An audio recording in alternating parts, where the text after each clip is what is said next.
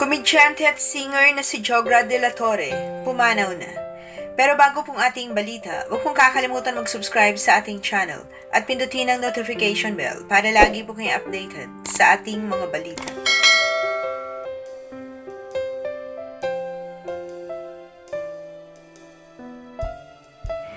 Sumakabilang buhay na nga ang komedyante at singer na si Jogra de la Torre na nakilala noon bilang co-host sa Superstar Nora Honor sa musical variety show na Superstar.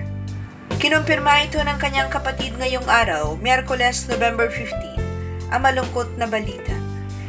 Pahayag ng kanyang kapatid na si Arlene sa kanyang post, kalaki pang larawang ito. Everyone, prayers and love for my brother Jogran, who joined with Papa Eddie, Mama Betty, Boy Antoy, and Manong Bebot. Ayon sa ulat, na-confine muna sa ospital ng Maynila ang komedyante bago ito tuluyang binawian ng buhay. Base sa naging panayam kay Jogra, nito lamang July ngayong taon, inamin nitong may matagal na siyang iniindang karamdaman. Pahayag nito noon, ang pinakaiinda ko talaga yung sa liver ko. May pangalawang hospitalization pa, yung pangatlo na, yun na yung grabe.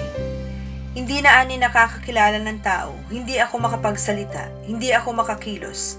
Akala ko nga hindi na ako makakanta eh. Akala ko nga hindi ko na maalala mga lyrics ng kanta ko. At sa kabila daw ng kanyang pinagdaraan ng karamdaman ay pinilit pa rin itong lumaban.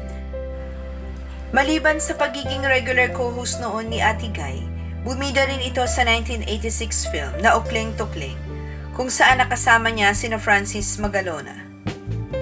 Bukod pa rito, naging parte rin siya ng maraming pelikula noong 1980s. Our condolences and prayers to the bereaved family and may his soul rest in peace. Maraming salamat po sa inyong panunood. Huwag pong kalimutan mag-subscribe para sa iba pang showbiz updates. Kita-kita po tayo sa aking next video. Thank you.